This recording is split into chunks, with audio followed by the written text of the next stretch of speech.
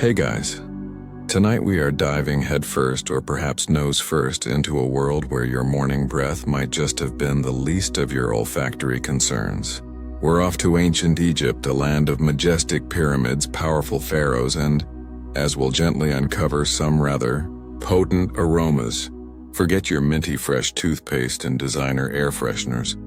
You're about to experience a day where the air itself tells 1,000 stories, some of which you might wish remained untold. Frankly, with the smells we're about to encounter, surviving the first hour without a serious urge to invent the gas mask will be an achievement. So before you get comfortable, take a moment to like the article and subscribe, but only if you genuinely enjoy what I do here. And hey, while you're at it, drop a comment below telling me what city you're in and what time it is for you right now. I love seeing where you're all tuning in from as you drift off. Now, dim the lights, maybe turn on a fan for that soft background hum, and let's ease into tonight's journey together. The first thing that registers, even before your eyes crack open, is the coolness. Not a biting cold, but the damp chill of the pre-dawn air settling over the land. You're lying on a reed mat, surprisingly comfortable despite its simplicity. The woven fibers giving off a faint, dry, almost grassy scent. This isn't the sterile, lemon-scented cleanliness you might associate with a fresh morning. No, this is earthier. Slowly you become aware of other smells mingling with the reeds. There's the undeniable dampness of the Nile, the lifeblood of this entire civilization, carrying with it a mineral tang and the subtle, almost loamy perfume of wet earth and decaying vegetation. It's not unpleasant, just very present. It's the scent of fertility, the smell of the black silt, the kemet, that gives this land its ancient name and its very existence. You can almost taste the potential for growth in it, the promise of the harvest that sustains everyone around you. A gentle stirring nearby, and another aroma joins the chorus, the slightly acrid, musky scent of unwashed linen and sleeping human. Personal hygiene is a different concept here, and daily full-body baths with perfumed oils are a luxury for the very, very wealthy, not for your average mud brick dweller. So the air in your small shared sleeping space is thick with the very human smells of, well, humans. It's a communal smell, a family smell, oddly comforting in its familiarity, even if your modern sensibilities might initially crinkle your nose. Outside, the world is beginning to wake, and its sounds carry faint smells on the breeze. A distant braying of a donkey, a creature whose contribution to the olfactory landscape is robust, to say the least. The soft clucking of unseen chickens, probably already scratching for their breakfast, adding their own particular dusty, feathery scent. And then the unmistakable smoky aroma of a newly kindled fire. Someone, perhaps a neighbor, or even someone in your own household if you're lucky, is coaxing embers back to life. It's not the rich smell of seasoned hardwood, more likely dried animal dung or acacia wood, which burns quickly and with a sharper, sometimes slightly bitter smoke. This smoke is a signal, a promise of warmth and perhaps the day's first meager meal. You sit up, the reed mat rustling beneath you. The air inside your hut is still relatively cool, but you can already feel the promise of the sun's heat. The single opening that serves as a doorway, perhaps covered by a hanging mat, allows a sliver of pale gray light to enter, illuminating floating dust motes. Dust, that's another constant. The fine, pervasive dust of the desert, never entirely absent, always settling, carrying its own dry, ancient scent. It gets into everything. A silent, gritty reminder of the vast aridness that borders this fertile strip. As you move to the doorway and push aside the mat, a new wave of scents washes over you. The collective morning breath of the village is an experience, with dental practices being what they are, or rather, what they aren't. The prevailing oral aroma is a rich tapestry of stale food particles, overnight bacterial activity, and perhaps a hint of whatever was eaten for the evening meal, possibly something involving garlic or onions beloved for their strong flavors. It's a far cry from the aggressively minty cloud you might be used to. Historians still debate the exact ingredients of the earliest Egyptian toothpastes, some suggesting mixtures of powdered ox hooves, ash, burnt eggshells, and pumice, which sounds more like a DIY cement mix than a refreshing oral cleanse. The effectiveness of these concoctions in combating halitosis is, shall we say, highly questionable. One obscure papyrus fragment seems to describe a mouth rinse made from water and natron, a naturally occurring salt blend, which might have had some antiseptic properties, but likely tasted like licking a very salty rock. The air isn't just human, though. The proximity to the Nile, especially during the Akhet, the season of inundation which you're currently in, means the smell of water is everywhere. The floodwaters have receded somewhat, leaving behind glistening fields of rich, dark mud, and that smell of damp earth is potent. It's mixed with the scent of crushed reeds and riverside plants, perhaps the faint, sweet perfume of a lotus flower, opening its petals to the still hidden sun. Some scholars argue about how Egyptians truly perceived these natural smells. Were they simply background noise? Or did they actively appreciate the subtle floral notes amidst the more robust daily odors? It's hard to say from this distance in time. You take a deeper breath. It's a complex bouquet, this ancient Egyptian morning. It's the smell of life, raw and unfiltered, a world away from sanitized modernity. It's not all perfume and roses, but it's undeniably real. And in its own way, it's the smell of home, at least for now. The smoky scent of the fire draws you further outside. Your stomach gives a gentle rumble, a reminder that the coolness of the morning won't last and the energy for the day ahead needs to be sourced. Breakfast in ancient Egypt, at least for someone of your modest standing, isn't a lavish affair. Forget syrup-drenched pancakes or crispy bacon. You're looking at something far more functional. The primary smell now, overpowering even the lingering Nile dampness, is that of baking bread. But this isn't the yeasty, fluffy aroma of a modern bakery. Egyptian bread, the staple of their diet, was a dense, often flat and frequently gritty affair. The grain, usually emmer wheat or barley, was ground by hand using stone querns. This process, while effective, invariably introduced fine particles of sand and stone into the flour, so every bite of bread came with a little extra texture. Dentists, if they existed in a recognizable form, would have had a field day with the wear and tear on Egyptian teeth, a well-documented issue seen in numerous mummies. You can almost smell that grittiness in the air, a dry, dusty undertone to the baking process. You approach the communal fire, or perhaps the small clay oven your family maintains. The person tending it, maybe your mother or an older sibling, nods a greeting. The heat from the fire is welcome, chasing away the last of the night's chill. The dough being worked is simple: flour, water, perhaps a little wild yeast if they were lucky enough to capture it, or more likely, leavened with a sourdough starter from a previous batch. Sometimes for a bit of flavor they might add honey, dates, or figs, but for the everyday loaf it's basic. The smell of this rough dough is earthy and slightly sour, not entirely unpleasant, but certainly not a gourmet perfume. As the flatbreads are slapped onto a hot stone or placed inside the oven, the aroma intensifies. It's a toasted grain smell, hearty and filling, but still with that underlying hint of something mineral-like, perhaps from the impurities in the flour or even the clay of the oven itself. You watch as the bread cooks quickly, charring slightly at the edges. There are no timers here, no precise temperature controls. It's all done by feel, by sight, and by smell.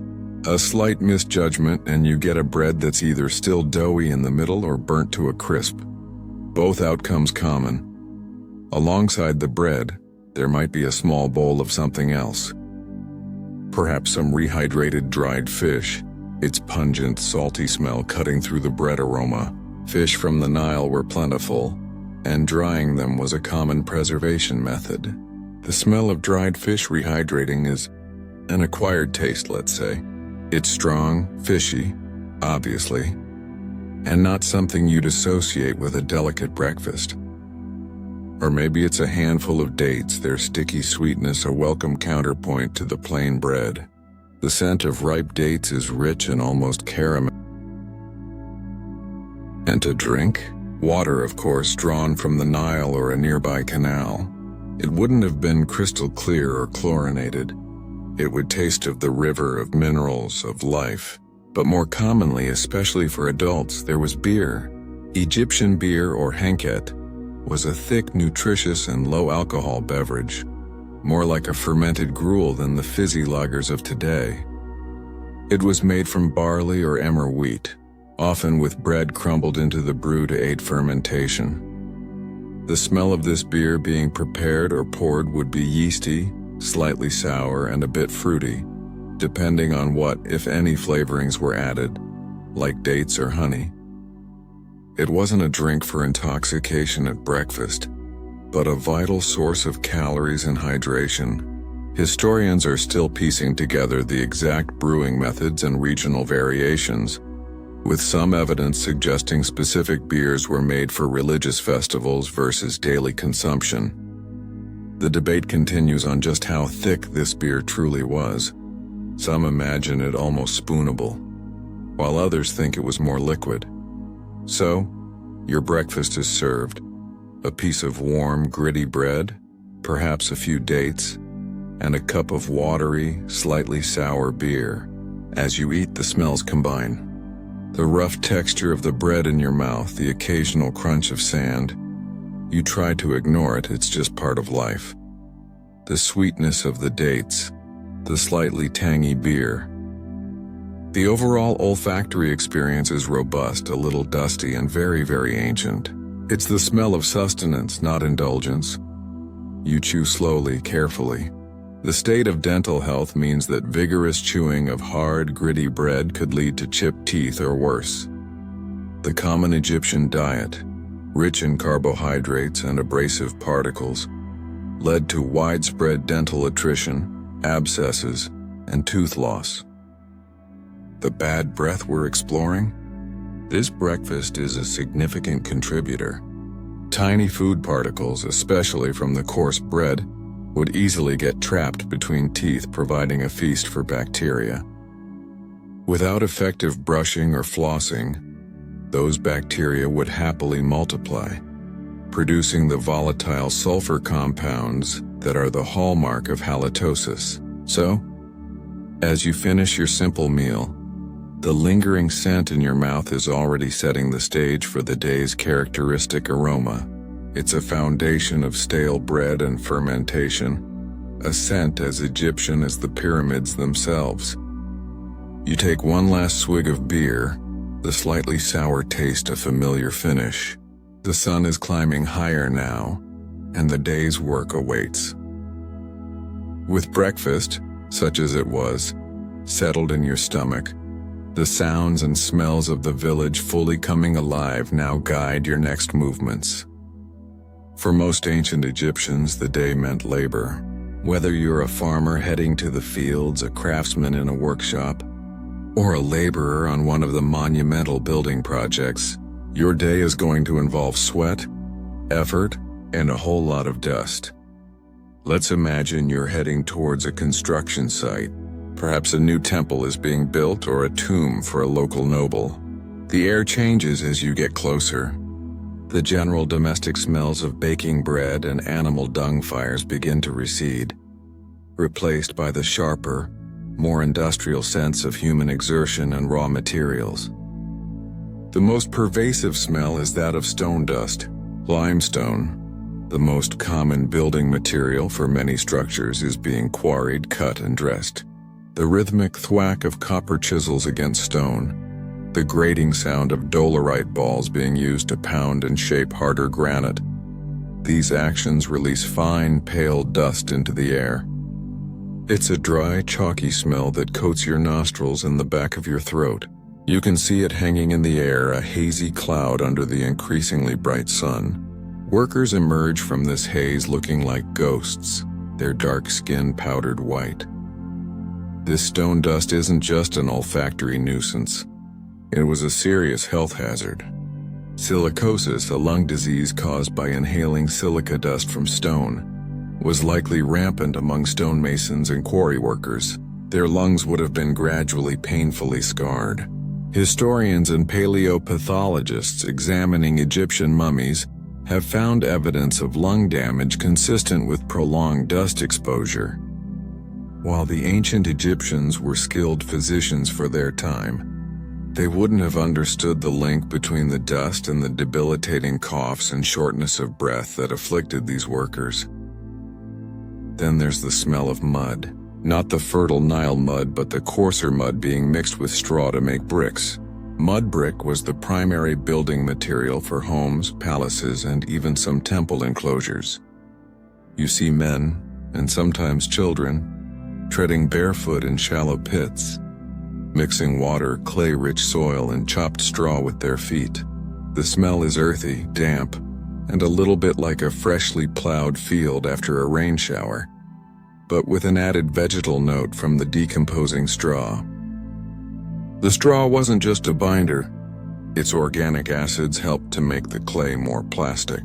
The sun beats down and the workers are sweating profusely. The smell of their hot, unwashed bodies mingles with the mud and straw, creating a uniquely human, earthy aroma. And the sweat itself, it's not just salty water. It carries with it the byproducts of their diet, perhaps traces of the garlic and onions that were staples, believed to give strength. So, the collective odor of a team of laborers is potent and complex. There's a certain irony here. The Egyptians were famously clean in some respects, using natron as a cleansing agent and valuing perfumes, yet the very act of building their magnificent civilization was an inherently sweaty, dusty, and smelly affair. The elite who commissioned these grand structures would likely have kept their distance, perhaps dabbing perfumed cones on their wigs to ward off the less pleasant miasmas emanating from the workforce. If you're not at a building site, perhaps you're in the fields. Depending on the season, the smells would vary. After the inundation, as the waters recede, there's that rich smell of fresh silt, but also the less pleasant aroma of anything that drowned and is now decaying. Small animals, fish trapped in evaporating pools. During planting season, it's the smell of disturbed earth, of seeds, of the oxen pulling the simple ard, a scratch plow, that doesn't turn the soil but just cuts a furrow. The oxen themselves, powerful and essential, contribute their own significant warm bovine scent, a mixture of hide, cud, and manure. That manure, incidentally, was a valuable fertilizer, and its pungent, ammonia-tinged smell would be a familiar part of the agricultural landscape. Consider the craftsman. A potter's workshop would smell of wet clay, the smoky fire of the kiln, and perhaps the glazes if they were being used, though much early pottery was unglazed. A weaver's workshop, usually a task for women, would have the smell of linen fibers, slightly dusty, a bit like dried grass, and perhaps the dyes if they were coloring the threads. Some of these dyes had strong, distinct odors. For example, indigo woad, used for blue, could have a slightly cabbage-like smell during its fermentation process. The debate continues among scholars about the full range of dye plants and minerals used, and how their preparation might have stunk up the workshops. One less common but highly prized dye, Tyrian purple extracted from murex sea snails, was notorious for the vile stench produced during its incredibly labor-intensive extraction. Imagine piles of rotting shellfish. Luckily, that was more of a Mediterranean coastal specialty, but trade meant the final, less smelly product might occasionally appear, and everywhere, the smell of humanity working. The rhythmic chants of laborers hauling heavy stones, the chatter of women grinding grain, the calls of foremen. Each exhalation adds to the day's developing breath profile. That gritty bread from breakfast is still doing its work, fueling bacteria. The garlic and onions often consumed by laborers, believed to impart stamina, a belief also held by those who built the pyramids according to Herodotus, though some modern historians question the extent of this specific pyramid diet, would also contribute to their breath and body odor. The idea of fresh breath in this context seems almost laughably anachronistic. Their focus was survival, sustenance, and fulfilling their tasks, not minty kisses. As the sun climbs higher, the heat intensifies these smells, baking them into the air, making them heavier, more clinging. The stone dust seems to shimmer, the smell of sweat becomes sharper. This is the daily olfactory reality for the vast majority. It's a world of hard labor, where cleanliness was a struggle and pleasant scents a fleeting luxury against a backdrop of dust, mud, and honest toil. As the Egyptian day progresses, the smells of labor and basic sustenance are interwoven with another, equally pervasive set of aromas, those connected to religious belief and the very specific dietary habits that these beliefs often dictated. Religion was not a once-a-week affair. It permeated every aspect of life and, consequently, every aspect of the sensory world, including its smells.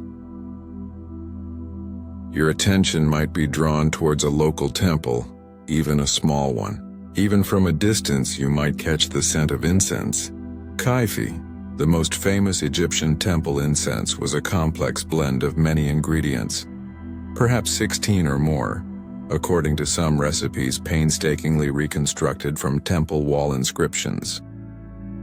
Things like juniper berries, cinnamon, imported and precious, Thycacia, spikenard, saffron, raisins, honey, and wine were pounded together, sometimes with myrrh and frankincense, also costly imports.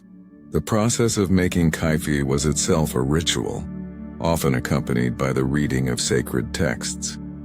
Its fragrance was designed to be pleasing to the gods, to purify the sacred space, and to elevate the human spirit. The smell of kaifi burning would be rich, sweet, spicy, and resinous, a stark, deliberate contrast to the everyday smells of the street.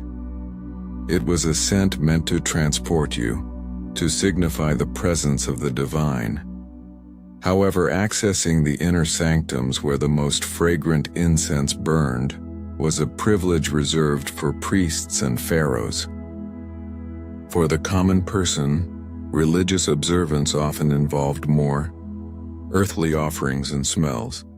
Food offerings were a crucial part of worship. You might bring a loaf of bread, a jar of beer, some vegetables, or if you were more affluent, perhaps a goose or a piece of meat to the temple precinct.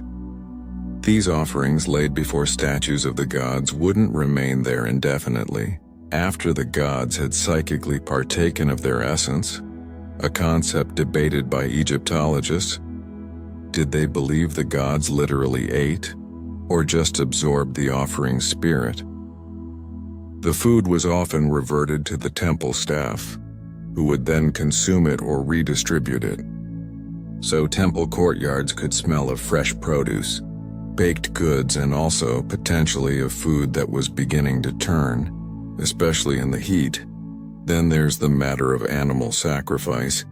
Though large-scale animal sacrifice in the way we imagine from some other ancient cultures wasn't as central to daily Egyptian practice as food offerings were.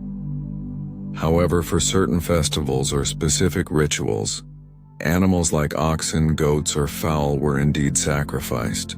The smell of blood, metallic and distinct, and then the smell of roasting meat would fill the air around the temple.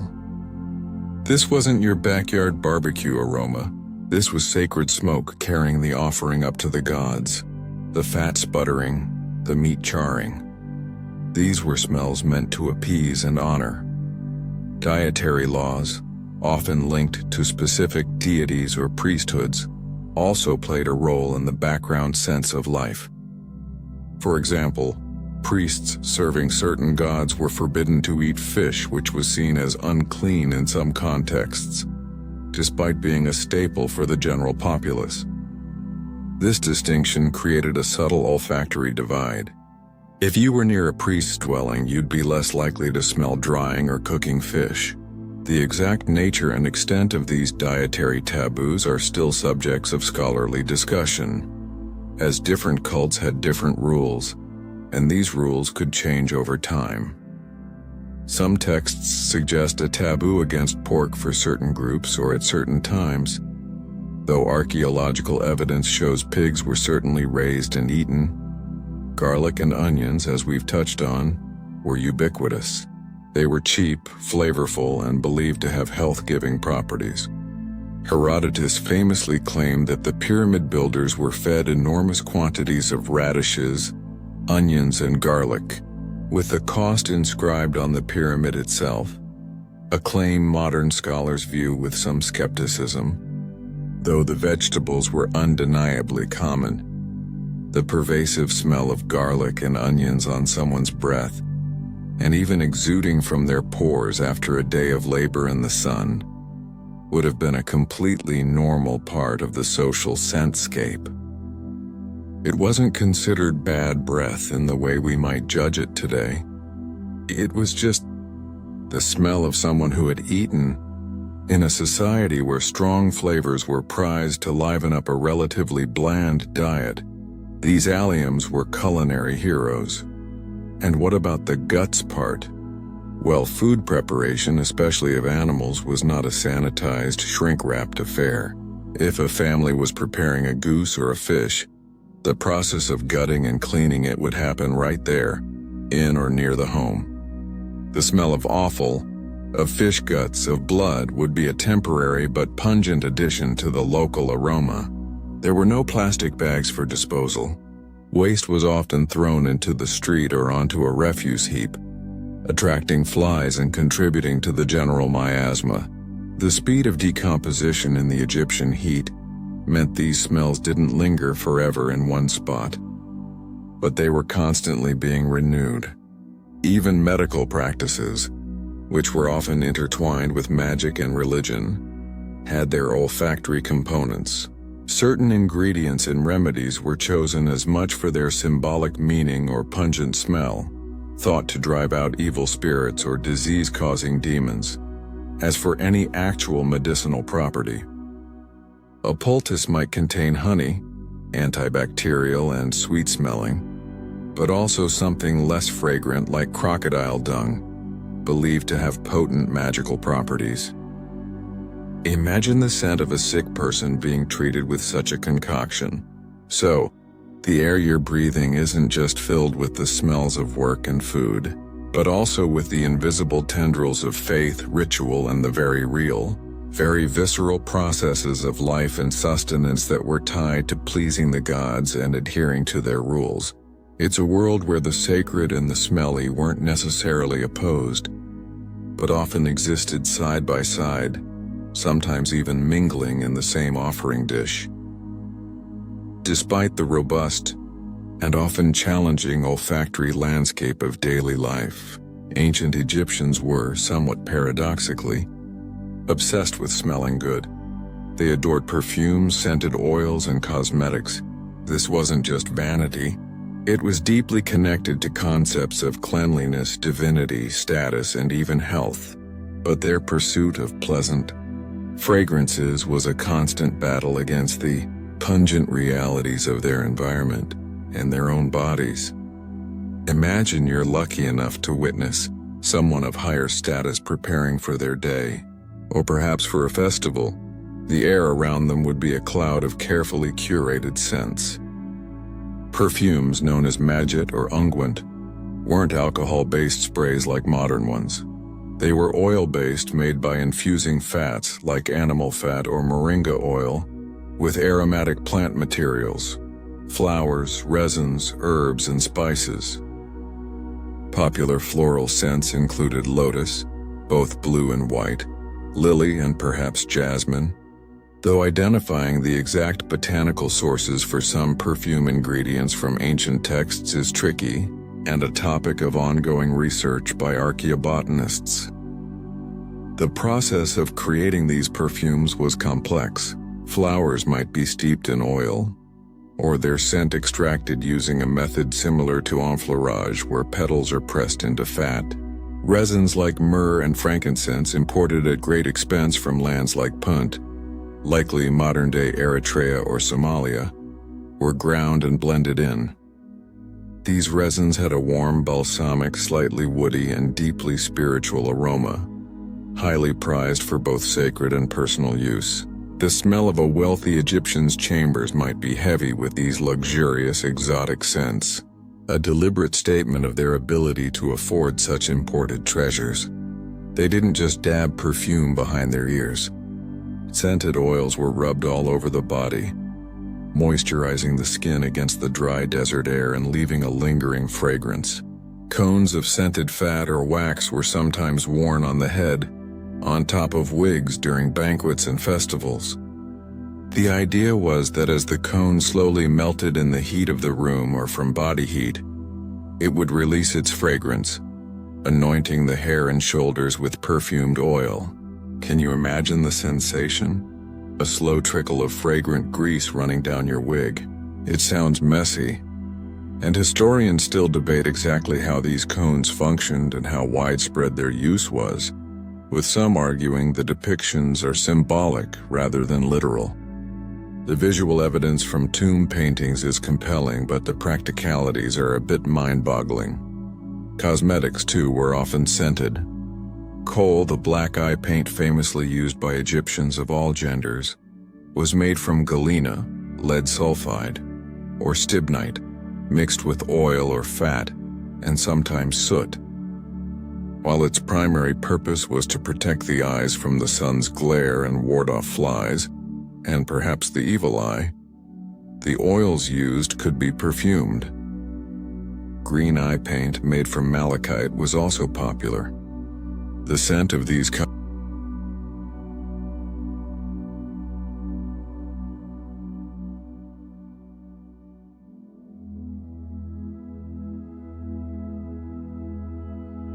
Yet all this perfumed effort was constantly up against the less fragrant aspects of life.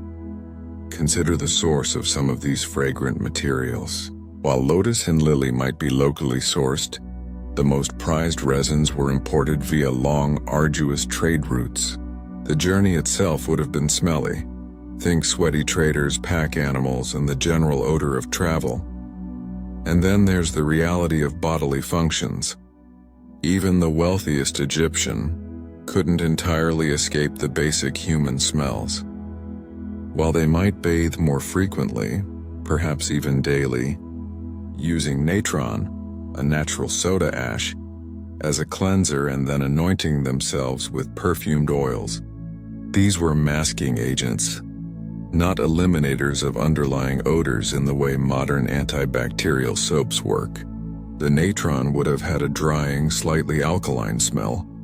After their bath, they'd be layering perfume over skin that might still retain faint traces of sweat or other bodily scents. The environment itself was a constant challenge. The dust got everywhere, clinging to perfumed skin and clothes. The smoke from cooking fires, dung fires, and kilns would permeate the air and fabrics. The proximity to animals, even in wealthier households, which might have stables or courtyards with animals, meant their smells were never far away. And of course, there's the issue of that less than fresh breath. While the wealthy might have had access to more elaborate, though still likely ineffective, dental cleaning concoctions and perhaps chewed on aromatic herbs like mint or parsley as a rudimentary breath freshener, these would offer only temporary relief from the effects of their diet and the state of their dental health. The desire for sweet breath is mentioned in some texts, with recipes for mouthwashes and breath pellets, often involving ingredients like cinnamon, myrrh, and honey. One papyrus details a recipe where frankincense, myrrh, cinnamon, and other herbs are boiled with honey and shaped into pellets. These sound more like ancient throat lozenges than a true cure for halitosis, but they show the aspiration. So you have this fascinating olfactory tension. On one hand, a deep cultural appreciation for beautiful scents, a sophisticated perfume industry for its time, and a desire to present a fragrant self to the world and the gods. On the other hand, the inescapable realities of a pre-industrial, hot, dusty environment, a diet that encouraged dental issues, and the fundamental nature of human biology. The perfumes weren't just about smelling nice. They were an active attempt to impose a pleasant, civilized, and perhaps even sacred olfactory order onto a world that was often anything but. It was a fragrant dream battling a pungent reality, a daily aromatic struggle played out on the skin and in the air of ancient Egypt.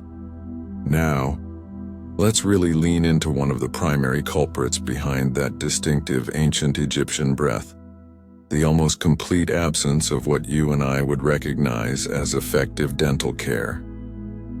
While Egyptian physicians were remarkably advanced for their era in many areas, treating broken bones, performing minor surgeries, and documenting illnesses, their approach to dental problems was, to put it mildly, rudimentary and often intertwined with magic.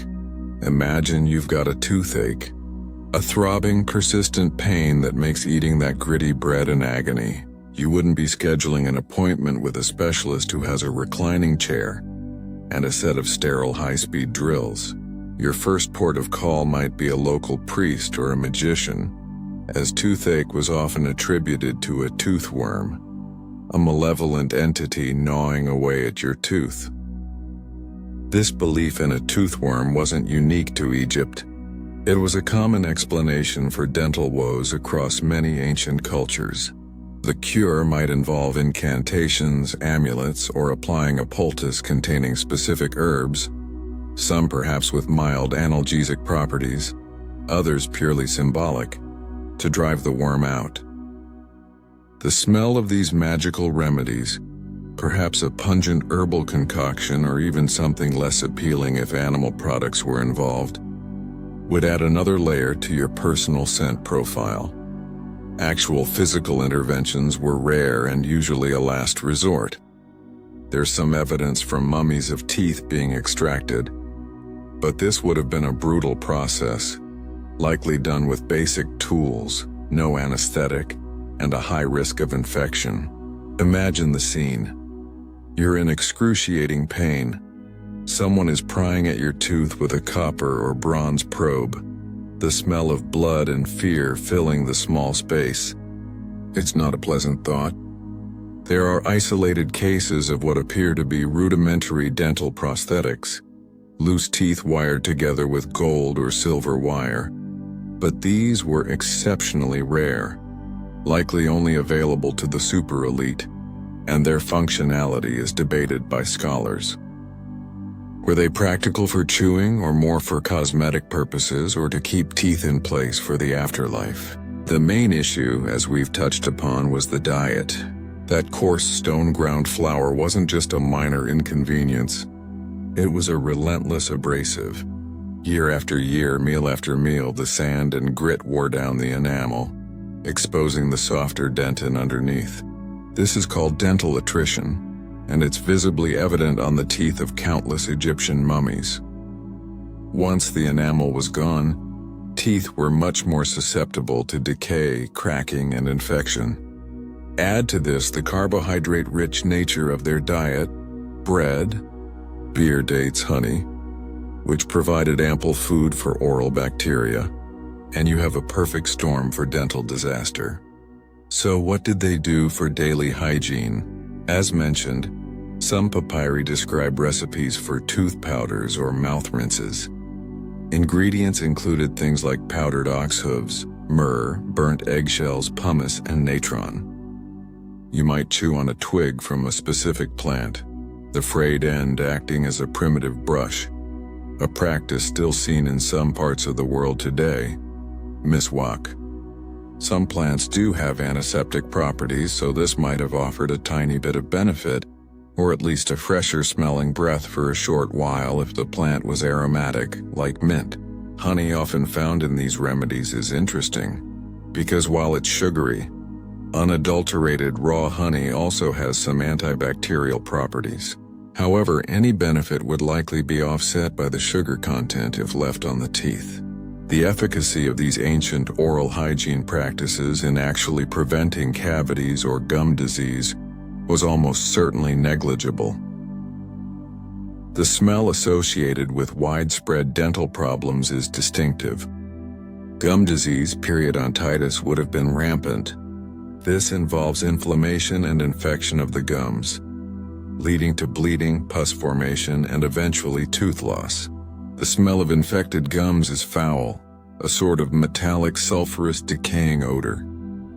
Dental abscesses, pockets of infection at the root of a tooth or in the gums, would also have been common and incredibly painful. An untreated abscess can lead to systemic infection and even death. The smell of an active abscess is particularly pungent and unpleasant. So, when you're interacting with people in ancient Egypt, you're encountering breath that is not just stale from trapped food particles but potentially also carries the scent of active infection, decaying tooth matter, and diseased gums.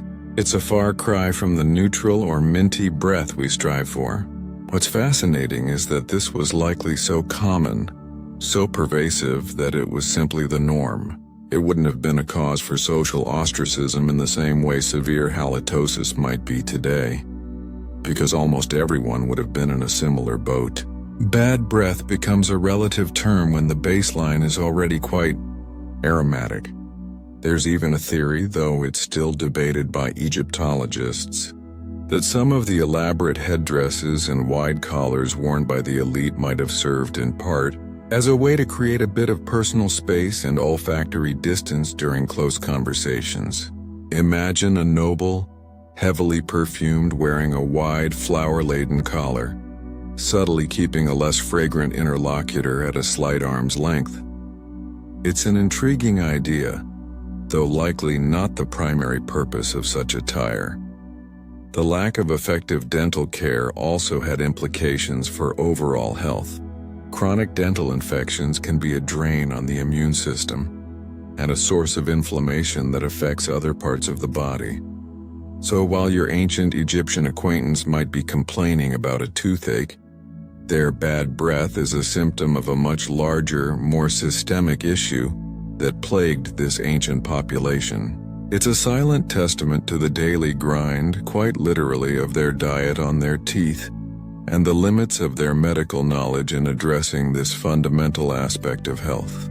It makes you appreciate your humble toothbrush and tube of toothpaste, doesn't it? Let's shift our focus from the bustling, dusty outdoors to the quieter, more confined spaces where the literate elite of ancient Egypt spent their days. The scriptoriums, archives, and personal studies. Here, amidst scrolls of papyrus and pots of ink, a different kind of olfactory environment prevailed, one marked by the scent of ancient paper, ink, and the less than fresh air of enclosed spaces. Imagine you're a young apprentice scribe, learning the intricate hieroglyphs or the more practical hieratic script. You're likely sitting cross-legged on the floor, a wooden board across your lap serving as a makeshift desk. The room is probably small, perhaps with a single high window for light, designed more to protect the precious scrolls from the elements than to ensure good ventilation. The dominant smell here is papyrus.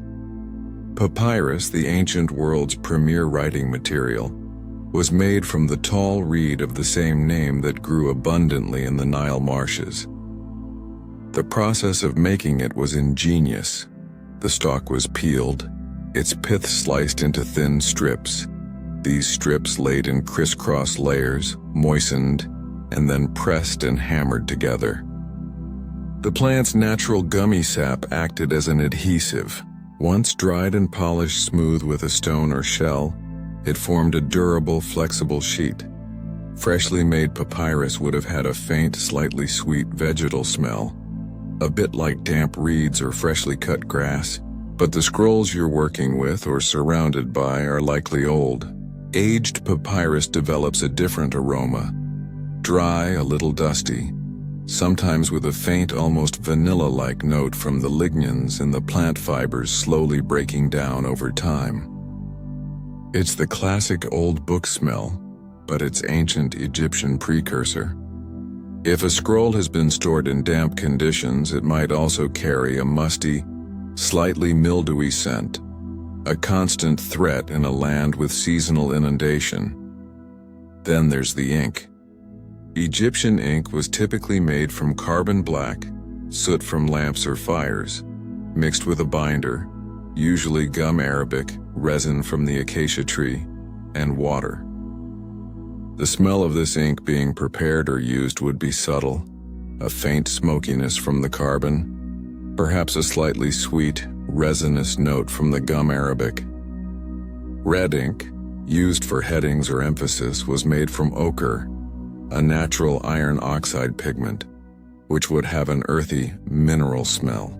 Scribes kept their ink in small wells, often set into a wooden pallet, and wrote using reed pens, the tips frayed or cut to a point. The act of constantly dipping the pen, the light scratching sound on the papyrus, would be accompanied by these faint, almost imperceptible, workaday scents of the scribe's craft. The air quality in these rooms wouldn't have been great. With limited ventilation, the smell of human occupants would concentrate. Scribes, while perhaps not engaged in heavy physical labor like construction workers, still perspired in the Egyptian heat. Their linen garments, though breathable, would absorb body odor. And of course their breath, influenced by the standard Egyptian diet and dental hygiene or lack thereof, would contribute to the room's atmosphere. Imagine several scribes working together in a small space for hours. The air would become thick with the scent of warm bodies, stale breath, and perhaps a hint of whatever they ate for their midday meal, maybe some bread and onions. Historians debate the exact conditions in these scriptoriums. Some tomb paintings depict scribes working outdoors under awnings, which would have offered better ventilation. However, for storing valuable records or working during inclement weather, indoor spaces were necessary. These rooms, often part of temple complexes or administrative buildings, might also have had the lingering scent of old incense from nearby chapels, or the smell of cooked food from temple kitchens if they were part of the same complex. There's also the smell of the other tools of the trade. Wooden pallets and boxes for storing scrolls would have their own woody scent. Perhaps the faint metallic tang of copper or bronze tools used for ruling lines or trimming papyrus. And always, that fine layer of ubiquitous Egyptian dust settling on everything, adding its dry, ancient note to the mix. The idea of a dust-free environment was an impossibility. One interesting cold case for scholars is the exact composition of some of the binders and pigments. While gum arabic, soot, and ochre are well established, there are occasional textual hints or analytical findings that suggest other, less common ingredients might have been used. Perhaps for specific ritual texts or high-value documents. Were some inks perfumed? It's possible, though direct evidence is scarce. Perfuming a document might have been seen as an offering or a way to imbue it with special properties. The life of a scribe, while offering a path to status and a comfortable existence compared to manual laborers, was still physically demanding in its own way. Long hours of concentration, repetitive motions, and often poor lighting that would strain the eyes. The smells of their workplace were a unique blend. The intellectual aroma of papyrus and ink, undercut by the very human smells of stale air and close quarters. It was a far cry from the perfumed halls of the ultra-elite, but a distinct olfactory niche nonetheless. This was the scent of bureaucracy, of record-keeping, of literature and religious texts being painstakingly preserved. The smell of civilization being written down, one hieroglyph at a time in an atmosphere thick with history and human exhalations. The subtle scent of old papyrus, a kind of perfume of the mind, was perhaps a welcome counterpoint to the more assertive smells of the outside world. The contrast between the sacred and the profane in ancient Egypt was nowhere more apparent than in the olfactory landscape of its towns and cities, especially when you moved between the hallowed grounds of a temple and the bustling, chaotic reality of an ordinary street. It was a journey from carefully curated divine perfume to an unmanaged explosion of everyday stinks. Let's say you're approaching a major temple complex, perhaps Karnak or Luxor in its heyday. Even from a considerable distance, particularly if the wind is right, you'd begin to detect a shift in the air. The general hubbub of smells from the surrounding city, food stalls, animals, workshops, would start to be overlaid by something richer, sweeter, and more exotic. This is the domain of kaifi and other precious incenses. As you get closer, passing through the outer pylons and into the vast courtyards, the scent of burning incense, often wafting from braziers or inner sanctuaries, would become more pronounced. This wasn't just a pleasant background smell. It was an active part of the temple's function. Incense was believed to purify the space, to attract the benevolent attention of the gods, and to create an atmosphere conducive to worship and ritual. The recipes for temple incense, like the famous kaifi, were often inscribed on temple walls, a testament to their importance. They contained a multitude of ingredients: myrrh, frankincense, juniper, cinnamon, cassia, mastic, benzoin, raisins, honey, wine, and various aromatic herbs and woods. The smell would be complex, resinous, sweet, spicy, and deeply calming. It was an aroma designed to evoke a sense of awe and reverence, to signal that you were entering a sacred, powerful place, a liminal zone between the human and divine realms. The sheer cost of some of these imported ingredients, like frankincense from the distant land of Punt, made their lavish use a conspicuous display of piety and wealth. Inside the temple, different areas might have different intensities or types of scent. The most sacred inner sanctums, where the cult statue of the god resided, and where only high priests and the pharaoh were permitted, would likely have the most concentrated and continuous fumigation. Daily rituals involved censing the statue, offering it food and drink, and clothing it in fine linen, all accompanied by the burning of high-quality incense. The smell would cling to the stone walls, permeate the priest's linen robes, and become inextricably linked with the experience of divine presence. Historians still debate the precise psychological and physiological effects of constantly inhaling these complex incense smokes in enclosed spaces, but it undoubtedly contributed to the mystical atmosphere. Now, step outside the temple walls, back into the teeming streets of Thebes or Memphis. The transition is abrupt and dramatic. The sacred perfume is quickly overwhelmed by a barrage of entirely different and often far less pleasant odors. The streets themselves were rarely paved. They were dusty in the dry season, muddy and rutted after rains or during the inundation. There was no organized sanitation system as we know it. Household waste, food scraps, broken pottery, ashes, and yes, even human and animal excrement, was often simply thrown into the street or onto designated refuse heaps nearby. The smell of decomposing organic matter, especially in the Egyptian heat, would be a constant, pervasive presence. Flies would be everywhere, buzzing over the refuse. Animal smells were also a major component of the urban stench.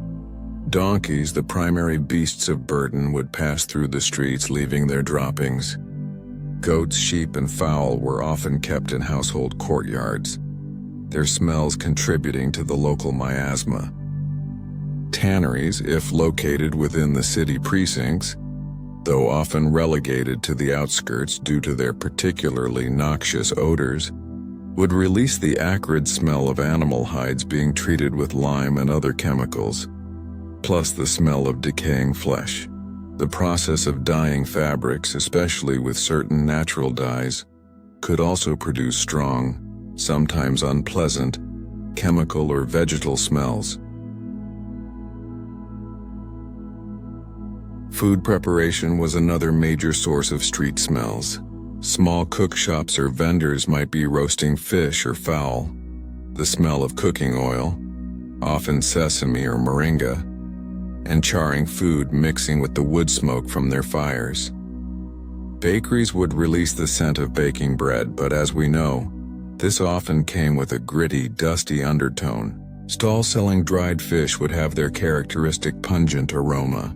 Fermenting beer or wine, whether in homes or small breweries, wineries, would contribute a yeasty, sour smell. The collective effect was a cacophony of smells, some appetizing, many not.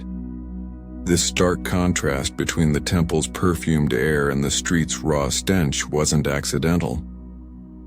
It served to heighten the sacredness of the temple. Entering the temple was an olfactory purification, a literal stepping away from the mundane and often malodorous reality of everyday existence into a realm of divine fragrance. The expense and effort invested in keeping the temples smelling divine underscored their importance and the power of the gods they housed. The common Egyptian, whose breath might already be a testament to gritty bread and garlic, would navigate this world of smells daily.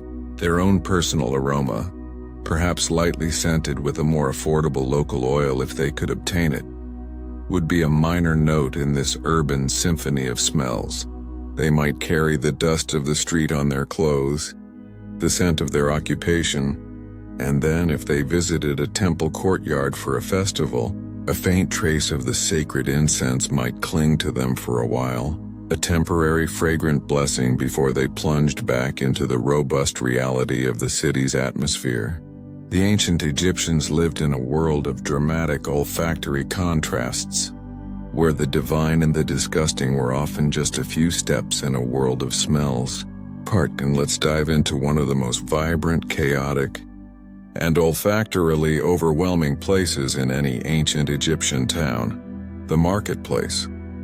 This wasn't a sterile, air-conditioned supermarket with neatly packaged goods. This was an open-air, or perhaps partially covered sprawl of activity. A sensory explosion where the smells of commerce, food, animals, and humanity collided in a rich and often rank tapestry. As you approach the market, even before you see the throng, the noise and the smells hit you. It's a wave of complex, intermingling aromas. The dominant notes are often food-related. Imagine stalls piled high with fresh produce depending on the season. Heaps of onions and leeks, their sharp, sulfurous scent hanging heavy in the air. Baskets of garlic, pungent and earthy. Mounds of lentils, chickpeas, and fava beans giving off a dry, dusty, leguminous smell. If it's date season, the sweet, almost fermented aroma of ripe dates would be a welcome note. Figs, pomegranates, and grapes, when available, would add their own fruity fragrances. The smell of crushed herbs, perhaps coriander, cumin, or dill used to flavor the often bland staple diet, might drift from a spice vendor's small stall. Then there are the animal products. Butchers, if present in the main market, sometimes they were segregated, would be dealing with freshly slaughtered animals. Perhaps a goat, sheep, or even a cow if it's a larger market. The metallic scent of fresh blood, the raw, fleshy smell of meat being cut and portioned would be unmistakable. This wasn't refrigerated meat. It was sold quickly and needed to be cooked soon, especially in the heat. The smell of slightly older meat just beginning to turn might also be present, a reminder of the constant battle against spoilage. Fish stalls would be particularly aromatic. The Nile provided a bounty of fish, tilapia, catfish, perch. You'd smell the fresh, slightly briny, watery scent of live fish thrashing in reed baskets or clay pots filled with water. But even more pervasive would be the powerful, salty, and intensely fishy smell of dried and salted fish, a crucial preserved food source. This odor could be overpowering, clinging to the air and everything around it. Some scholars debate whether the Egyptians also produced fermented fish sauce, similar to the Roman garum, which would have added another layer of incredibly pungent, umami-rich, and to some offensive aroma to the mix. If so, its production site would definitely have been downwind. Bakeries or bread sellers would contribute the smell of baking bread, that hearty, grainy, slightly dusty scent we've encountered before. Perhaps someone is selling honey, its sweet floral aroma a delightful contrast attracting bees and flies alike. Jars of beer and wine, their yeasty fermented fragrance would also be for sale, crucial for daily consumption and offerings. Beyond the food, there are the smells of crafts and goods. Potters might be selling their wares, the cool, earthy smell of fired clay. Weavers displaying linen cloth, that dry, slightly grassy scent of the flax fibers. Perhaps a carpenter, the resinous smell of freshly worked sycamore or acacia wood mingling with the other market odors. If there are stalls selling leather goods, sandals, bags, aprons, the distinct, slightly acrid smell of tanned hide would be noticeable. And then, there are the smells of the people and the animals that throng the marketplace. It's crowded. Bodies are pressed close together. The collective smell of warm, sweating humanity, their breath carrying notes of garlic, onions, and stale bread, is a constant backdrop. Donkeys laden with goods push through the crowds, adding their robust, earthy, and occasionally manure-tinged aroma. Dogs, scavengers by nature, would be darting around, hoping for dropped scraps, contributing their own canine scent. The ground underfoot, likely bare earth, would be dusty and littered with organic debris, dropped vegetable matter, fruit peels, perhaps spilled liquids, all slowly decomposing and adding to the general miasma. The noise is incredible. Haggling vendors, shouting customers, braying donkeys, cackling geese brought for sale. But it's the smells that truly define the experience. It's a place of intense olfactory competition. No single scent dominates for long. It's a constantly shifting kaleidoscope. One moment you're hit by the sweetness of dates, the next by the sharpness of onions, then the overwhelming power of dried fish, all layered over the constant hum of dust and humanity. There's an ongoing academic discussion about hygiene standards in these markets. While Egyptians valued cleanliness, the practicalities of managing waste and controlling spoilage in a hot pre-refrigeration environment were immense. There would have been officials, perhaps market overseers, who might have tried to enforce some level of order or cleanliness, but their effectiveness is debatable. The concept of freshness was relative. For your ancient Egyptian self, navigating this market is a full-body experience. Your nose is constantly working, deciphering the complex signals. You might instinctively breathe less deeply in particularly pungent areas. You might be drawn towards a stall by an appetizing smell, or repelled from another by an offensive one. Your own bad breath in this context is utterly insignificant, lost in the general olfactory roar. In fact, a strong whiff of garlic on your breath might just help you blend in. This market is the raw, unfiltered scent of life, of commerce, of survival. It's smelly, it's messy, but it's undeniably alive.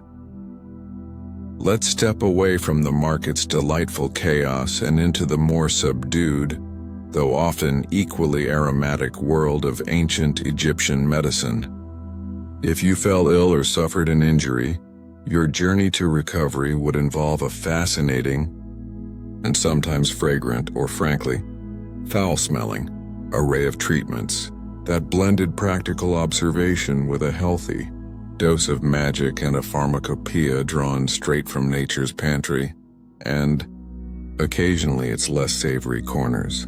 Imagine you're visiting a soigneur, an ancient Egyptian physician, or perhaps a priest associated with Sekhmet, the lioness goddess of healing and pestilence.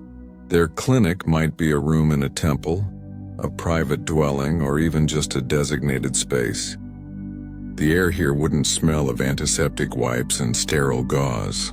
Instead, it would be a complex blend of dried herbs, minerals, animal products, and perhaps the lingering scent of incense used to placate the gods or drive away disease-causing spirits. Egyptian medical papyri, like the famous Ebers Papyrus or the Edwin Smith Papyrus, list hundreds of remedies for various ailments. Many of these prescriptions involved plant-based ingredients. You might smell the sweet resinous aroma of myrrh and frankincense, not just used for perfume and incense, but also valued for their perceived medicinal properties. Modern science confirms some anti-inflammatory and antimicrobial effects. Honey, a ubiquitous ingredient, would lend its sweet scent. It was used as a wound dressing. Its antibacterial properties are well known, and as a vehicle for other less palatable medicines. Garlic and onions, our recurring fragrant friends, were also prominent in medical texts, believed to be cure-alls for various internal and external problems. Their pungent smell would definitely be part of the pharmacy's atmosphere. Other herbal scents would fill the air. The minty freshness of, well, mint. The licorice-like aroma of aniseed. The warm spice of coriander or cumin. The slightly bitter scent of wormwood, artemisia, used to expel intestinal parasites. These plants would be stored dried, perhaps hanging in bunches or powdered and kept in clay jars, each contributing its unique note to the medicinal medley. The process of grinding these herbs with a However, not all ingredients were so pleasantly aromatic. Egyptian pharmacy was not for the faint of heart or nose. Animal products featured heavily. Crocodile dung, for instance, appears in some recipes, particularly for eye ailments or as a contraceptive. Its efficacy for the latter is highly doubtful and sounds incredibly risky. Imagine the smell of that being prepared. The fat from various animals, hippopotamus, snake, lion, was used as a base for ointments and poultices. Bat's blood, lizard droppings, the bile of certain animals, even powdered mouse, yes. A whole mouse boiled and strained for whooping cough, according to one text. These ingredients, while perhaps not all present at once, indicate that an Egyptian pharmacy could sometimes smell quite rank. The rationale behind using such ingredients is a subject of much debate among historians of medicine. Was it purely symbolic, e.g., using a part of a fearsome animal to impart its strength, a like cures like principle, or were there observed, if misunderstood, effects? Minerals also played a part. Natron, the cleansing salt, was used in some remedies. Malachite, green copper ore, and galena, lead ore, used in eye cosmetics, also appear in medical texts for eye treatments, lending a faint metallic or earthy scent. Ochre might be used for its color or perceived properties. The preparation of these remedies would be an olfactory event in itself. Ingredients were pounded, boiled, strained, mixed with beer, wine, water, milk, or honey. The smell of these concoctions brewing could range from pleasantly herbal to deeply unpleasant, depending on the star ingredient. If a wound was being treated, it might first be cleaned, perhaps with water or beer, then a poultice applied, The smell of the wound itself, infected or clean, would mingle with the scent of the remedy. And let's not forget the breath of the patient and the physician. If you're ill, your own breath might change. Certain illnesses can produce distinct breath odors. The physician, having partaken of the standard Egyptian diet, would bring their own characteristic breath to the consultation. It's unlikely anyone was wearing a surgical mask. Magic was inextricably linked with medicine. Incantations and spells were often recited while preparing or administering a remedy. The physician might burn a specific type of incense not for its direct medicinal effect on the body, but to appease a deity or banish the demon believed to be causing the illness. So the smell of sacred smoke might also be part of the healing environment. The ancient Egyptians had a sophisticated understanding of anatomy for their time, largely gleaned from mummification, though it's debated how much of this knowledge translated directly into effective surgical or medical practice beyond treating fractures and visible wounds. They recognized that illness could come from within, but often attributed the ultimate cause to supernatural forces.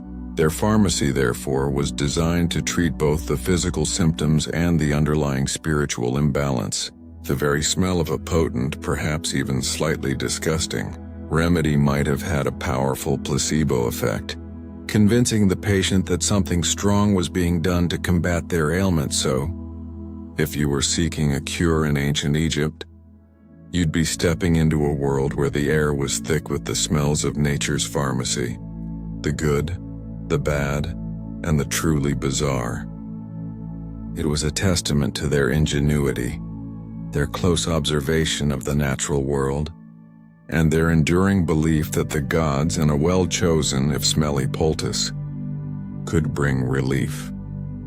As the fierce Egyptian sun begins its descent, painting the sky in hues of orange and purple, a different set of smells begins to permeate the air, signaling the transition from the day's labor to the evening's relative calm. For most ordinary Egyptian families, the evening was a time for winding down, sharing a meal, and preparing for the night, all accompanied by its own characteristic earthy exhalations.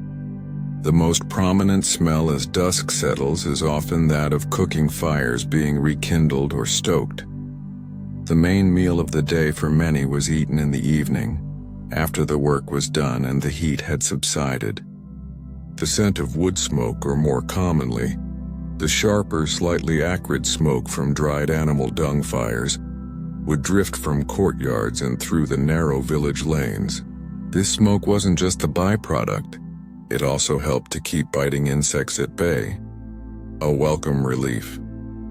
Inside your modest mud brick home, the air, which might have been stuffy and hot during the day, begins to cool. If you have a small courtyard, the family might gather there. The smell of the day's main dish being prepared would fill this space. This meal, while still based on staples like bread and beer, might be a little more substantial than breakfast. Perhaps a thick vegetable stew, simmering in a clay pot over the fire.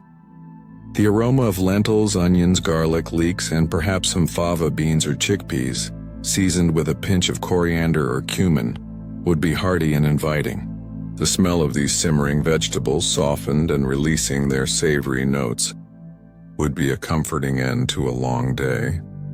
If the family could afford it, or if someone had success fishing or hunting, there might be the smell of fish or fowl being roasted or boiled. The scent of Nile fish cooking, perhaps tilapia, seasoned with salt and herbs, would be a welcome treat. Or maybe a goose, a common domestic bird, its richer, fattier aroma filling the small space. The sizzle of fat, the charring of skin, these were the smells of a good meal, a sign of relative prosperity. However, for many, meat was an infrequent luxury reserved for festivals or special occasions. So the everyday evening smell was more likely the simpler, more vegetal aroma of a grain and vegetable-based stew. And of course, there's the ever-present smell of bread, Perhaps not freshly baked in the evening, but bread from the morning's baking, now a little drier, a little staler, but still the backbone of the meal. Its familiar, slightly dusty grain scent would be there, ready to be dipped into the stew or eaten alongside it. The yeasty, slightly sour smell of the accompanying beer, poured from a clay jug, would also be part of the evening's olfactory profile. It was a source of hydration and calories, often safer to drink than plain water, especially if the water source was questionable. As the family eats, conversation, laughter, and the sounds of daily life would fill the air, each exhalation adding to the room's unique breath signature. That shared family breath, a blend of the day's food, especially the persistent garlic and onions, the dust inhaled, and the general state of everyone's oral hygiene, would be a familiar if not fresh aroma. It was the smell of togetherness, of shared experience. After the meal, as darkness truly falls, the evening rituals begin. There wasn't much to do in terms of entertainment for the average family. No television, no internet. Storytelling was common, perhaps tales of gods and heroes or local gossip.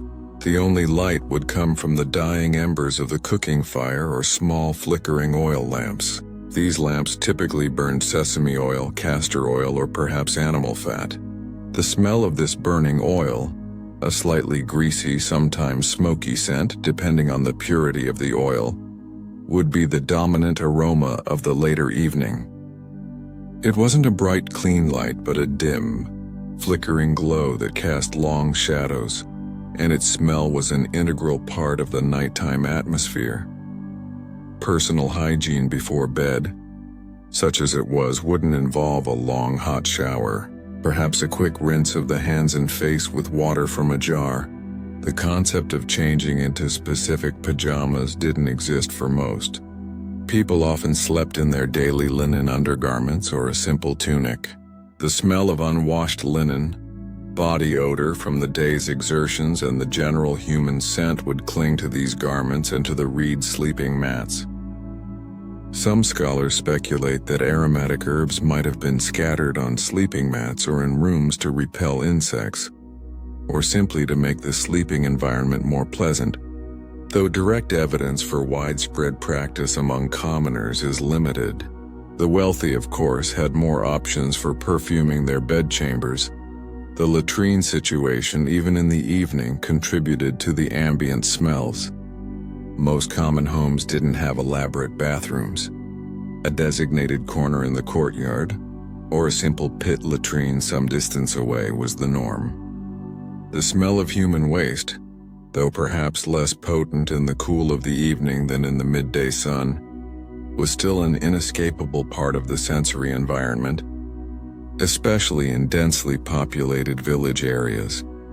As you prepare to lie down on your reed mat, the air around you is a complex blend: the fading scent of cooked food and wood smoke, the oily smell of the lamp, the dry grassiness of the mat, the human smells of your family, and perhaps a faint waft of something less pleasant from outside. It's an earthy, lived-in smell, a world away from the perfumed ideals depicted in tombs. This is the scent of real life, of daily survival, and the quiet winding down of another day in ancient Egypt. It's not glamorous, but it's genuine, and for the people of that time, it was simply the smell of home, While the earthy exhalations of daily life faded with the night, another, more enduring set of smells played a crucial role in the Egyptian worldview. Those associated with death, burial, and the all-important journey to the afterlife. For the ancient Egyptians, death was not an end but a transition, and ensuring a fragrant passage and a well-provisioned eternity was a paramount concern, at least for those who could afford it. Imagine you're witnessing, or perhaps even participating in, the preparations for a funeral. The most immediate and striking smell associated with this process for wealthier individuals would be that of mummification. This elaborate months-long procedure was designed to preserve the body for the afterlife, and it was an intensely aromatic affair. The initial stages involved removing the internal organs, except the heart, believed to be the seat of intelligence and emotion, which were then dried and placed in canopic jars. The smell of these eviscerated organs and the body cavity being cleansed, perhaps with palm wine, which has some antibacterial properties and a fermented fruity scent, would be visceral and not for the faint of stomach. Then came the crucial drying process.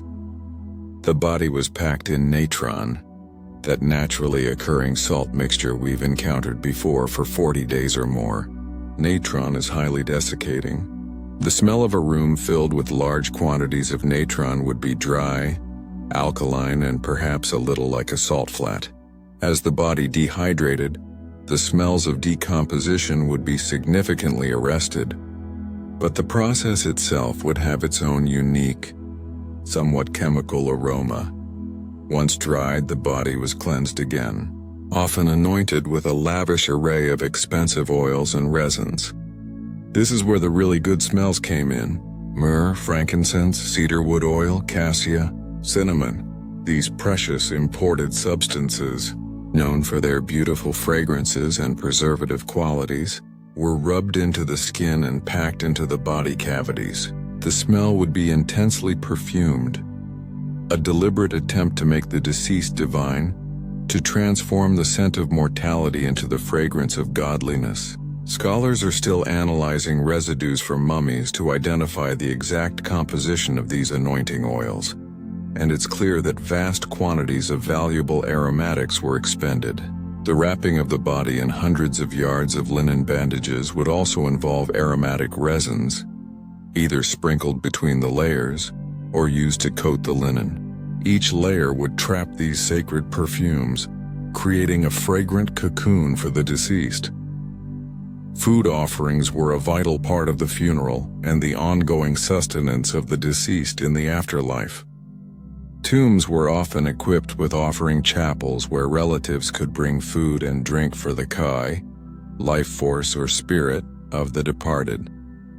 The smell of freshly baked bread, roasted fowl or meat, jugs of beer and wine, and piles of fruit and vegetables would fill these chapels on offering days. These weren't just symbolic. The Egyptians believed the ka could partake of the essence of these foods. Of course, the actual food would eventually spoil if not consumed by the priests or tomb attendants. So the smell of decaying offerings could also be a feature of less well-maintained tombs. Tomb paintings often depict vast quantities of food, a fragrant vision of eternal feasting. Incense naturally played a huge role. During the funeral procession and within the tomb chapel, incense would be burned copiously. The rich sacred smoke of kaifi or simpler resin incenses would purify the space, honor the deceased, and help guide their spirit to the afterlife. The scent of incense was thought to be pleasing to the gods of the underworld, like Osiris, and to create a divine atmosphere for the deceased. This smell, more than any other, was the perfume of eternity. Even the tomb itself was designed with olfactory considerations, albeit indirectly.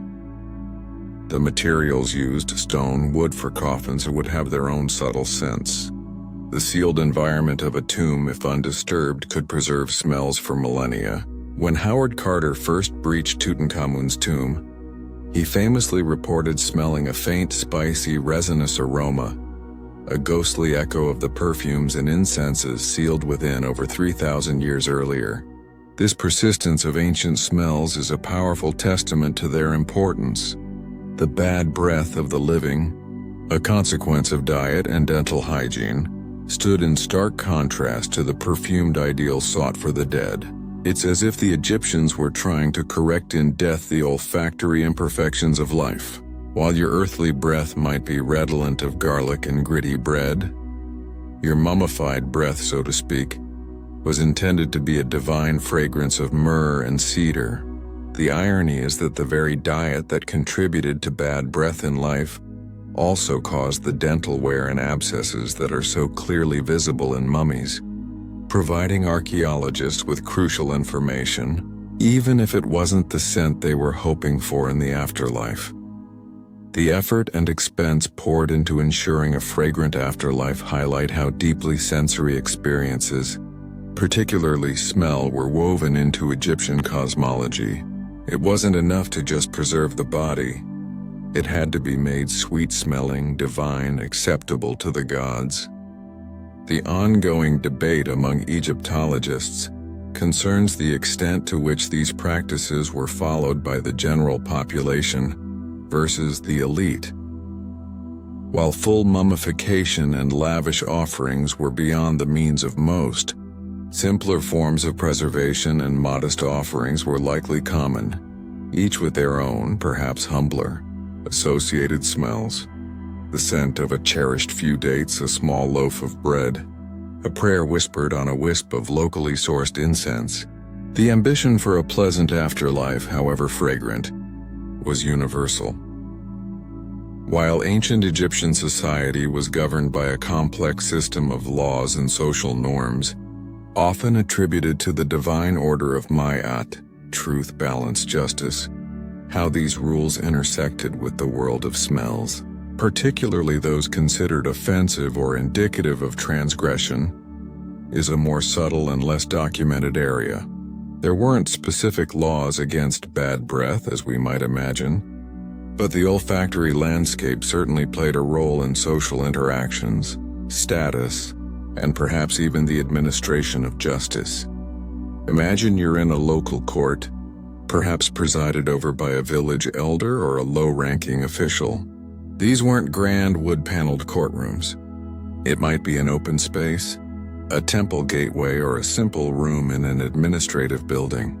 The air would be thick with the usual Egyptian smells: dust, humanity, perhaps the faint scent of old papyrus if records were being consulted. Now introduce a dispute: two farmers arguing over a boundary line, or someone accused of theft. The accuser, the accused, and any witnesses would all bring their personal aromas into this space. While there's no evidence of olfactory profiling in Egyptian law, the perceived cleanliness and presentation of an individual could subtly influence how they were viewed. Someone who appeared unkempt and smelled strongly of neglect might be subconsciously judged more harshly than someone who, despite their modest means, made an effort to be clean and perhaps use a simple scented oil. This is speculative, of course, as our modern biases about smell and hygiene are hard to separate from ancient realities. However, Egyptian texts do emphasize the importance of cleanliness, often in a ritual or religious context, and this ideal likely permeated social perceptions to some degree. The smell of poverty, which might include unwashed bodies, stale living conditions, and a lack of access to pleasant aromatics, could have carried social stigma, even if it wasn't explicitly codified in law. Consider the smells associated with certain professions that might occasionally brush with the law.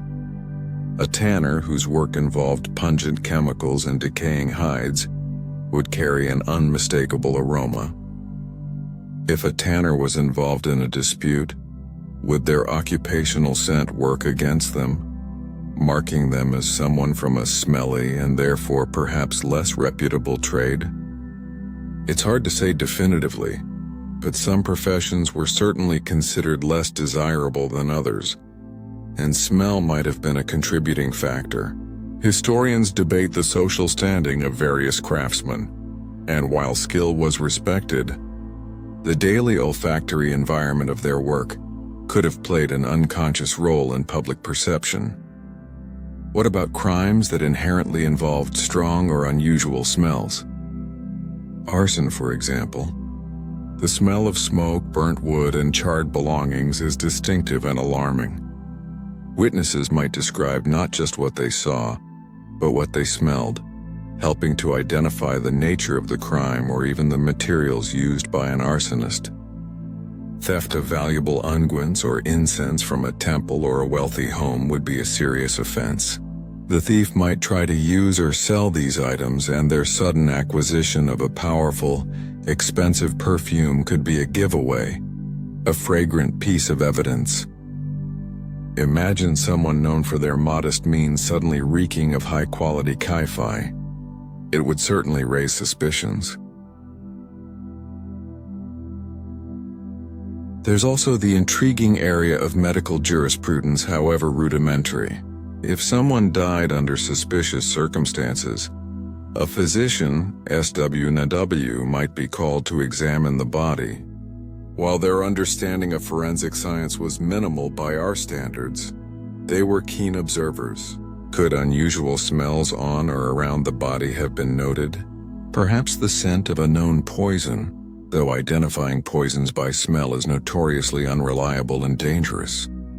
Egyptian medical papyri do list some toxic substances, but whether their smells were systematically used in any form of investigation is unknown and largely speculative. The Ebers Papyrus, for instance, mentions substances like hemlock and aconite, both highly poisonous, but their diagnostic use or recognition by smell in legal context isn't detailed. And what about the breath of someone giving testimony? While not a legal factor, imagine a witness whose breath is overwhelmingly foul, perhaps due to severe dental disease or consumption of particularly pungent foods. Would their testimony be subtly devalued? Or would it be so commonplace as to be unremarkable? Given the likely prevalence of strong breath odors, it was probably the latter. However, if someone's breath was unusually sweet or perfumed, especially a commoner, it might be noted, perhaps as a sign of affectation or even deception, trying too hard to mask something. Then there are the loopholes. Laws are one thing, but social customs and the ability to navigate them are another. A wealthy individual, even if engaged in questionable activities, could use their access to luxurious perfumes and fine linen to project an image of respectability and cleanliness. Their fragrant presence might create an aura of authority or trustworthiness, smoothing over minor transgressions or influencing perceptions in their favor. The lingering odor of their perfume might be more memorable than the faint whiff of something illicit. The concept of ma'at also implied a clean and ordered state. Anything that disrupted this order, including perhaps pervasive and offensive stenches that signified neglect or decay, like unmanaged refuse heaps near dwellings, could theoretically be seen as going against ma'at, though it's unlikely there were specific smell. Police, community pressure, and a general desire for a reasonably pleasant environment probably played a more significant role in managing everyday odors than formal laws. So, while ancient Egyptian law books might not have chapters on olfactory offenses, the world of smells undoubtedly intersected with social order, perception, and perhaps even the subtle undercurrents of justice. It was a world where your personal aroma or the smell of your surroundings could speak volumes, even if it wasn't admissible in court. Throughout our aromatic journey in ancient Egypt, we've encountered the pervasive reality of what we, with our modern sensibilities, would call bad breath. Yet, amidst this landscape of gritty bread, garlic, and less than ideal dental hygiene, there existed a clear aspiration, at least textually and among the elite, for sweet breath or necher ire, meaning divine emanation or pleasant breath. This highlights a fascinating dichotomy, the often pungent reality versus the fragrant ideal, an illusion pursued with a variety of interesting, if not always effective, concoctions. The very existence of recipes for mouthwashes and breath-freshening pellets in medical and cosmetic papyri tells us that Egyptians were aware of and desired to combat malodorous breath. These weren't just about smelling nice for a romantic encounter. Pleasant breath was also associated with purity, health, and even divine favor. In a society that placed such high value on perfumes and incense for the body and for the gods, it's logical that the breath, the very air expelled from within, would also be subject to this olfactory idealization. Consider the ingredients mentioned in these ancient recipes. We've touched on some: myrrh, frankincense, cinnamon, honey, and various herbs like mint, parsley, or mastic. Myrrh and frankincense, with their strong, pleasant, resinous, and slightly antiseptic properties, were prized. Chewing on a small piece of myrrh resin would certainly release a powerful aroma that could temporarily mask other odors. Cinnamon, an expensive imported spice, would offer a warm, sweet, and spicy scent. Honey, besides its sweetness, has some antibacterial qualities, though its sugar content is problematic for teeth if not cleaned away. Herbs like mint or parsley are still used today as simple breath fresheners, releasing volatile aromatic oils when chewed. One recipe from the Ebers Papyrus for transforming the smell of the mouth involves grinding together frankincense, myrrh, cinnamon, and chamont, an unidentified aromatic wood or bark, mixing them with honey, and boiling them down to make pellets that were then chewed. Imagine the smell of this preparation, a rich, spicy, sweet, and resinous concoction. It sounds more like a potent throat lozenge or an ancient form of chewing gum than a true cure for the underlying causes of bad breath. The act of chewing would stimulate saliva, which can help to cleanse the mouth, and the aromatic ingredients would release their fragrance, but it wouldn't address dental decay or gum disease. The term kai-fi itself, famous as a temple incense, is also sometimes mentioned in contexts that suggest it, or a similar compound, might have been used as a breath freshener, or even ingested for its perceived health benefits. Given its complex and highly aromatic nature, it's plausible that small amounts might have been chewed or held in the mouth. However, the exact recipes for kai-fi varied, and some ingredients might not have been suitable for oral consumption. This is an area where Egyptologists and archaeochemists are still trying to piece together the full picture. The illusion aspect comes from the fact that these remedies were primarily masking agents. They could overlay unpleasant odors with more powerful, pleasant ones for a short period, but they couldn't eliminate the source of the problem: the bacteria thriving on food particles in a mouth compromised by a gritty diet and lack of effective cleaning. So, while a wealthy Egyptian might chew on a perfumed pellet before an important meeting or a social gathering, the underlying breath issues would likely remain, ready to reassert themselves once the fragrance of the pellet faded. This pursuit of sweet breath was likely more prevalent among the literate elite, who had access to these recipes and could afford the often expensive ingredients. For the average farmer or laborer, such niceties were probably out of reach. Their focus was on sustenance, and their breath was simply a byproduct of their diet and daily life, not something to be actively managed with costly aromatics. Their breath freshener might have been a sip of beer or a bite of raw onion, which ironically would only add to the pungency.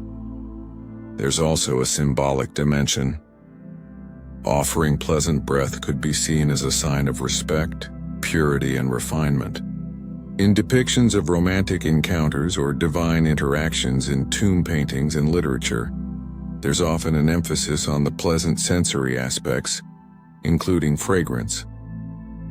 Having sweet breath would fit into this idealized portrayal of positive human and divine relationships.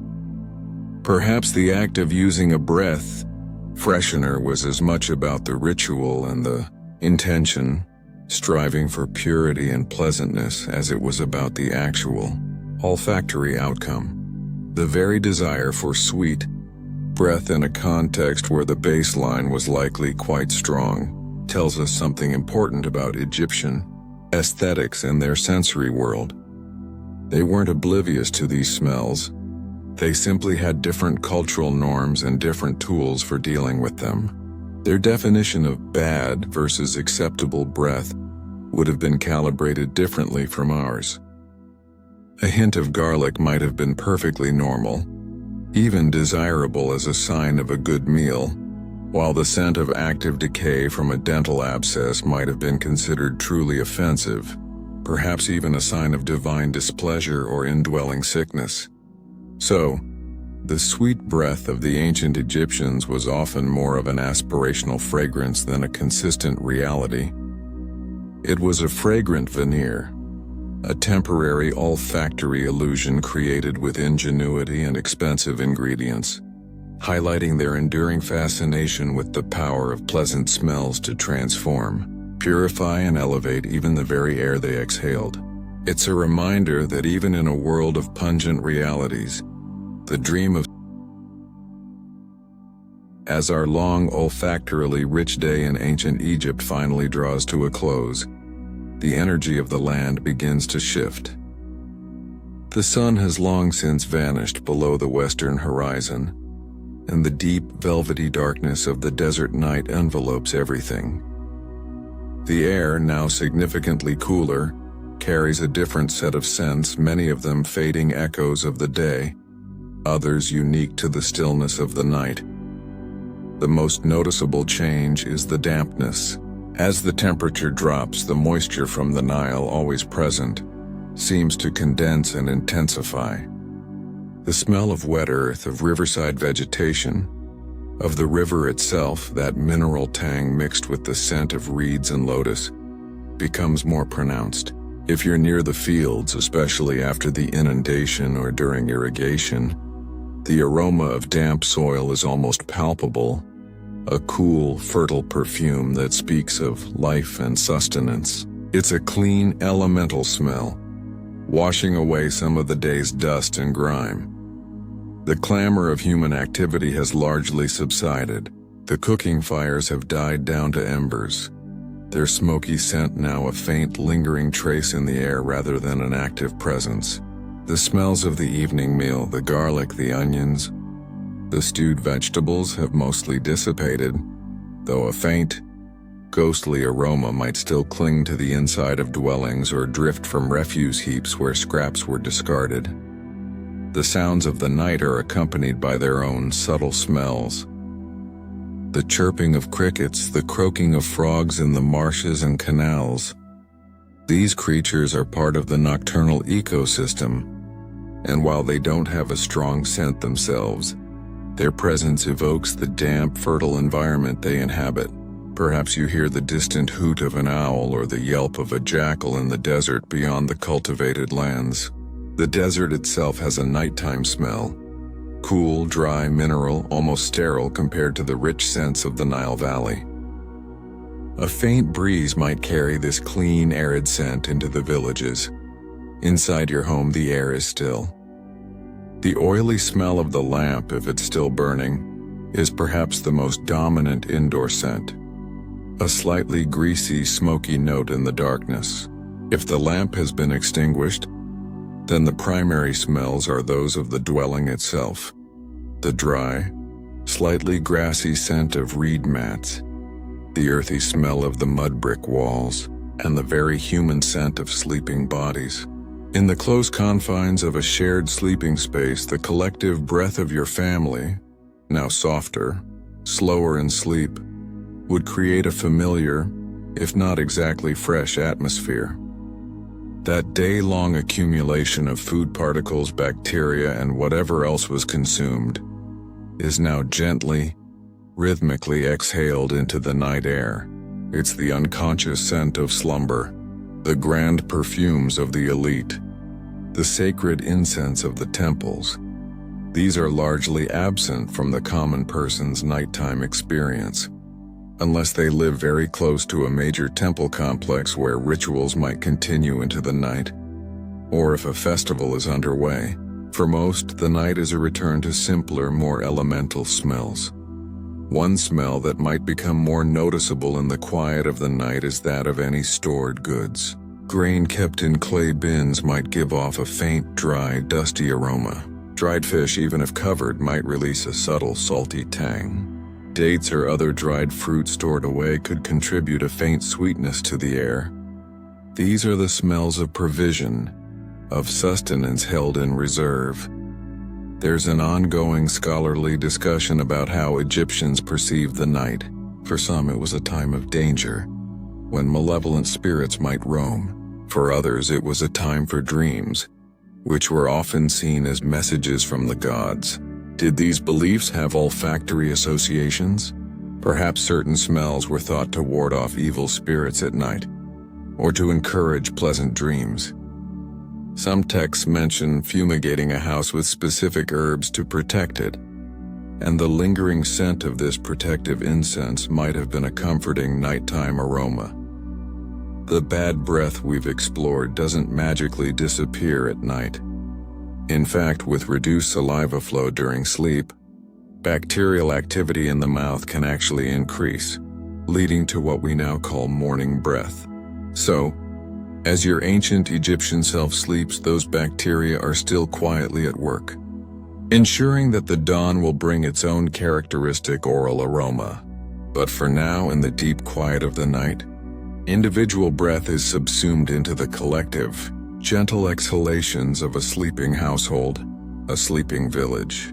The night in ancient Egypt, much like the day, had its own unique olfactory signature. It was a time when the louder, sharper smells of human activity faded, allowing the more subtle elemental scents of the earth, the river, and the quiet processes of life to come to the fore. It's a world slowly breathing, resting, preparing for the sun's return. The grand dramas of temple incense and market mayhem are hushed, replaced by the Nile's gentle night song and the fading fragrances of a day gone by. And so, as the last wisps of scent from our journey through ancient Egypt begin to soften and dissolve into the quiet hum of your own room, you feel a gentle pull, a soft easing into that space between wakefulness and dream. The sharp tang of Nile mud, the dusty echo of stone, the ghostly sweetness of temple incense. They all begin to blur, to merge into a single comforting haze. The concerns of pharaohs and scribes, the pungent realities of their daily bread and breath, now seem very far away, like figures in a half-forgotten story whispered on the night air. Your own breathing deepens, slows, finding a rhythm as ancient as the river itself. There's a sense of release, of letting go, as if the day's thoughts, like the day's many smells, are simply drifting away on a gentle current. The weight of history, with all its fascinating, gritty details, becomes lighter, almost buoyant. You are floating now in a calm, dark, and pleasantly neutral space where no particular aroma intrudes, where only peace resides. The world outside your window, with its own modern chorus of sounds and scents, fades into an indistinct murmur. All that matters is this gentle descent, this soft embrace of approaching sleep. The stories have been told, the journey completed. Now there is only rest. The full text ends here. Welcome to follow my other works. Good night.